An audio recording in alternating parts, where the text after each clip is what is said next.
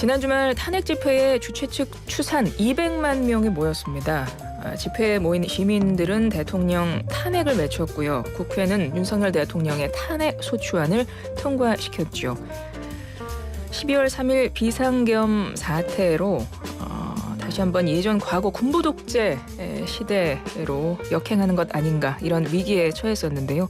광장에서 시민들은 민주주의를 열망했고요. 국회는 정당한 절차에 따라 대통령 탄핵안을 가결시켰습니다. 4.19 혁명부터 5.18 민주화운동, 60 민주항쟁, 2016년 촛불집회 그리고 이번 응원봉 집회까지 현 시점에서 다시 보는 우리나라의 민주주의에 대해 이야기해 보겠습니다. 동문학자이신데요. 민주주의 교육의 1인자로 불리는 분입니다. 중앙대 도고동문학과 김누리 교수 전화 연결해 봅니다. 교수님 안녕하세요. 네, 안녕하세요. 예, 교수님도 지난 토요일에 집회에 참석하셨을까요? 예, 제가 한 3시경에 갔는데 도저히 사람들이 너무 많아가지고 네. 결국 앞으로 나가는데 실패했고요. 예, 여의 공원인가요? 네네. 예, 그 무렵에 서 있었습니다. 아주 감동적인 순간이었습니다. 예, 어떤 부분이 특히 감동적이셨어요? 예, 예전과는 달리 이번엔 굉장히 유쾌하게 옛날 같으면 운동가요들이 나올 그러한 장면에 그런 젊은 그 세대가 부르는 노래들, 유쾌한 노래들이 많이 나온 게 인상적이었고요. 그 다음에 젊은 여성들이 많다는데 굉장히 놀랐고요. 네. 그 다음에 가족 단위로 아이들 데리고 나오신 분들이 많아서 한국 민주주의가 이제 성숙해 가는구나 이런 걸 느꼈습니다. 그러셨군요. 예전의 집회의 모습과 많이 다른 거를 보고 느끼셨는데 거기서 울려 퍼진 노래들, 뭐 떼창이라고 해서 함께 다 같이 부르는 거 이제는 뭐 걸그룹의 노래 막 이런 노래를 했대요. 다시 만난 세기라든가. 교수님도 좀 따라 부르고 그러셨어요? 예, 못 따라 불렀습니다. 미리 연습을 해가셨어야 되는데. 예, 모르는 노래라서 그러나 그냥 몸으로 이렇게 흥겹게 몸을 움직였습니다. 예. 네, 그렇습니다.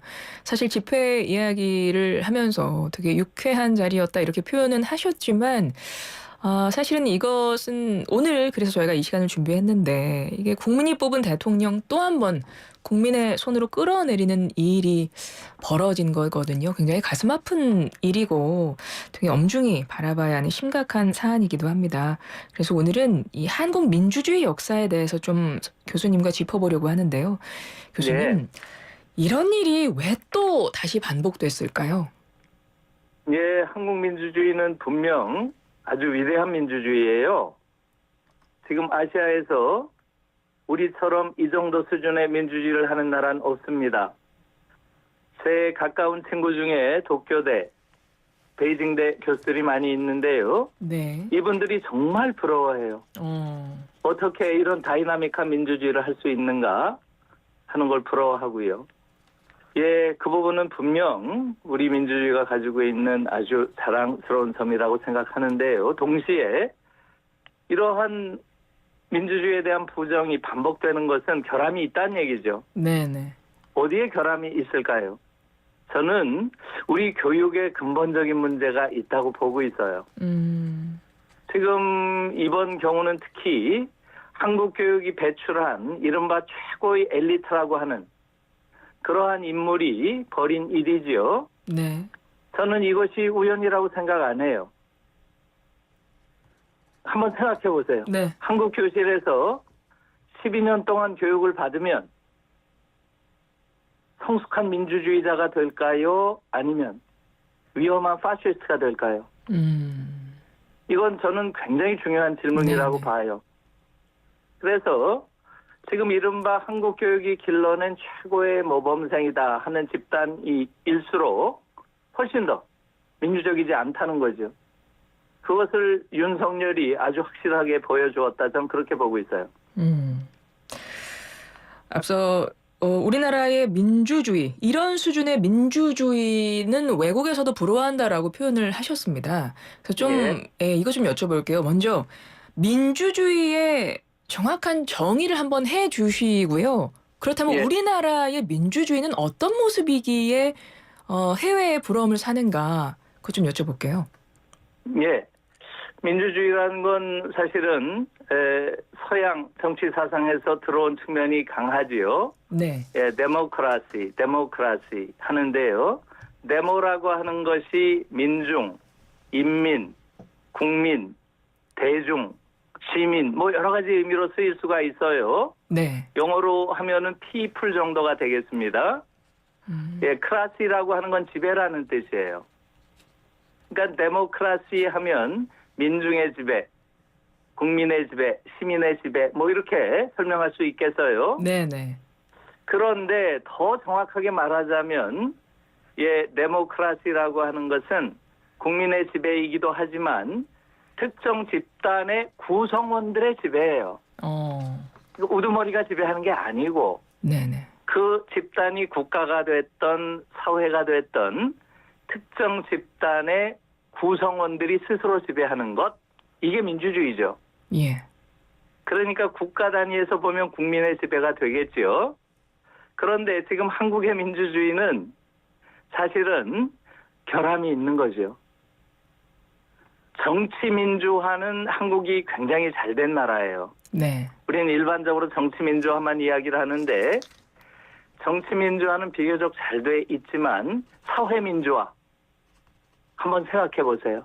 사회 각 기관, 조직 안에서 과연 구성원들의 뜻에 의해서 운영이 되나요? 거의 안 돼 있죠. 사회 민주화 돼 있지 않고요. 경제 민주화, 경제 조직, 특히 기업에서 과연 기업이 그 구성원들, 노동자와 주주들의 의사에 의해서 기업이 운영이 되나요? 문화민주화 생각해 보세요. 문화민주화. 네. 예, 과연 문화의 영역에서 그러한 문화의 세계를 이루는 시민들의 뜻에 의해서 이루어지나요? 아니면 한국의 문화는 여전히 권위주의적 문화가 지배하나요? 이렇게 보면 한국이라는 나라는 비교적 정치민주화는 잘 이루어졌음에 반해서 사회민주화, 경제민주화, 문화민주화는 거의 이루어지지 않은 나라예요. 그렇기 때문에 지금 이런 일이 반복되고 있는 거죠. 그래서 사회 개별 기관 안에서 또 경제기구 안에서 다시 말하면 노동자들이 그러한 기업 내에서 가지고 있는 능력과 지배력을 더 확장시키는 것. 네. 이것이 현실의 민주주의의 중요한 부분이죠. 제가 다른 말로 하면 이렇게 이야기를 하면 더 이해하기 쉬울 거예요. 네네. 한국은 광장 민주주의와 일상의 민주주의가 괴리돼 있다. 저는 그렇게 얘기해요.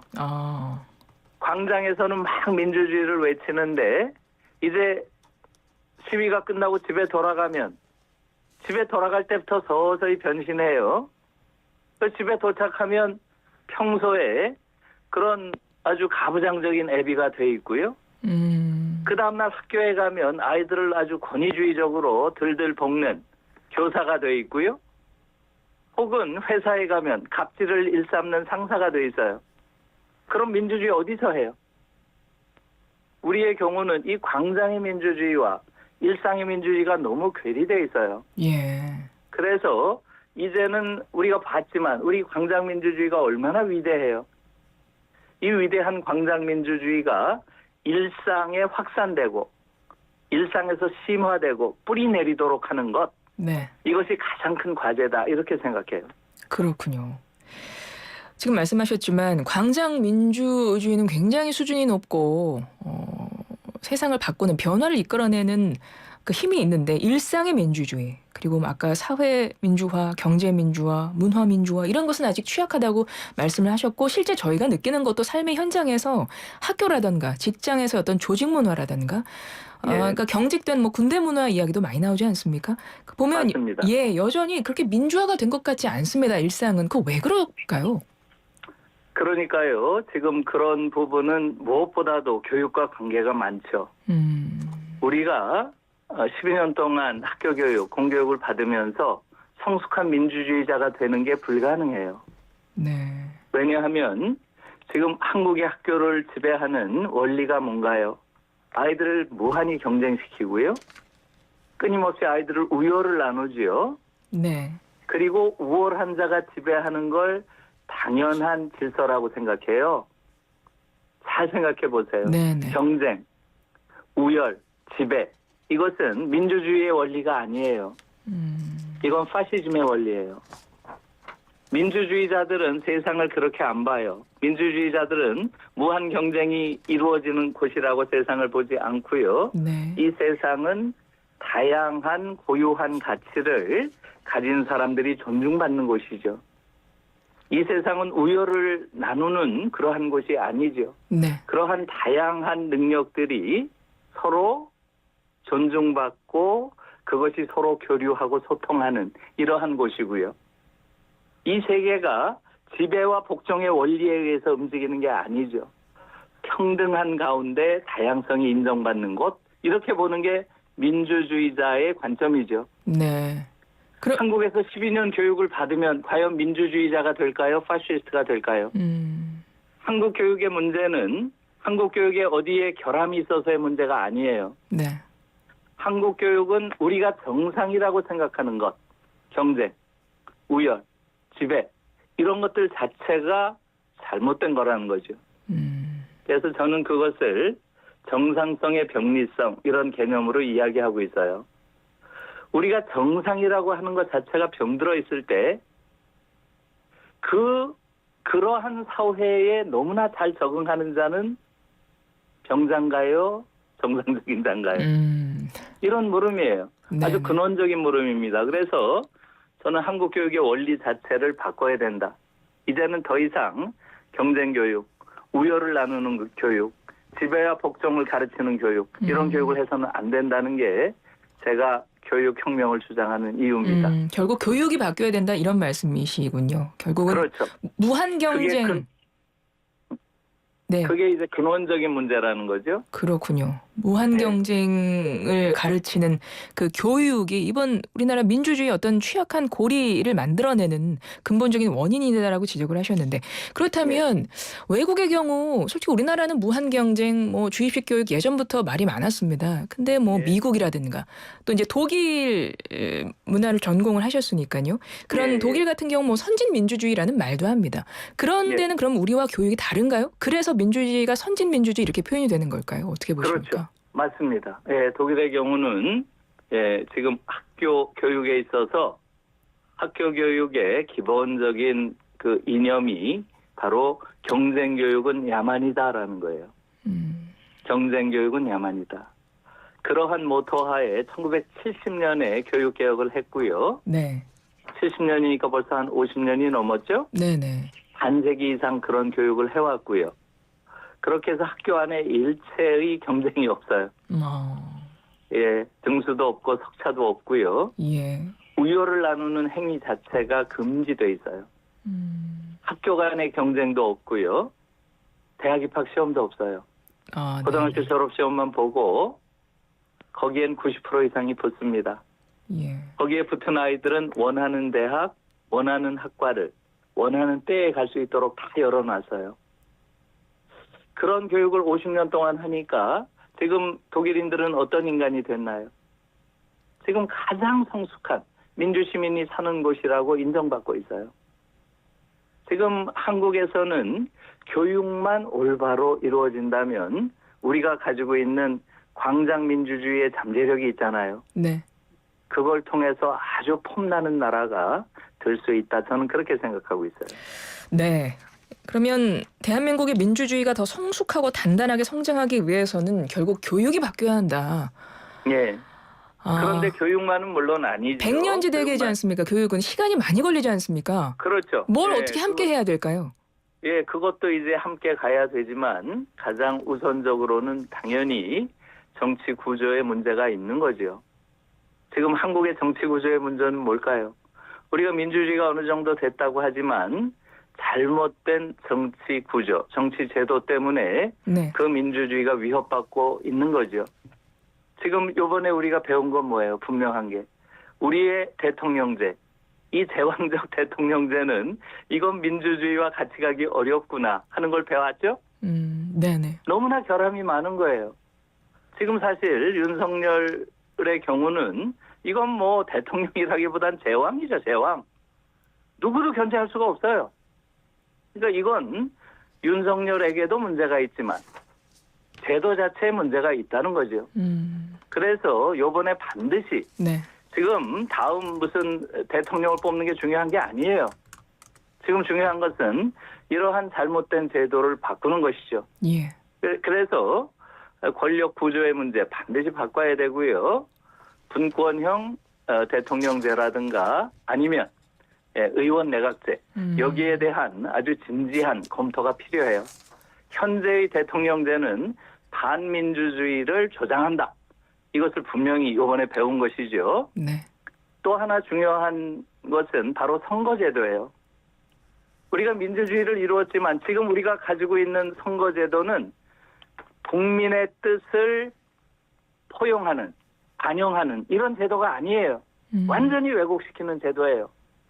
이게 지금 잘못된 정치를 만들어내는 원인이죠. 예. 그러니까 가장 중요한 것은 현대 민주주의는 대의 민주주의잖아요. 네네. 결국은 우리가 우리를 대신할 국회의원을 뽑아서 보내는 것인데요. 네. 이 대의 과정이 완전히 왜곡되어 있는 게 지금 한국의 선거제도예요. 예. 지금 한번 보세요. 지금 여성들 지금 해방 이후에 한 번도 20% 이상 의회에 대변된 적이 없어요. 지난번 선거에 19.7%가 역대 가장 여성 비율이 많다는 거죠. 알겠습니다. 어처구니 없는 거예요. 예, 교수님. 사실은 예. 올바른 대의가 된다면 이상적인 대의가 된다면 남성이 50%, 네. 여성이 50% 들어가야 되는 거죠. 예, 알겠습니다. 참 많은 부분이 바뀌어야 되고 교수님 저희가 준비된 시간이 여기까지여서 말씀 중에 죄송하고 다음에 이 자리에 꼭 모셔서 한번 특집으로 교수님의 말씀을 들어야 될 것 같습니다. 예, 교수님. 알겠습니다. 예, 오늘 말씀 감사합니다. 예, 고맙습니다. 중앙대 도고동문학과 김누리 교수였습니다.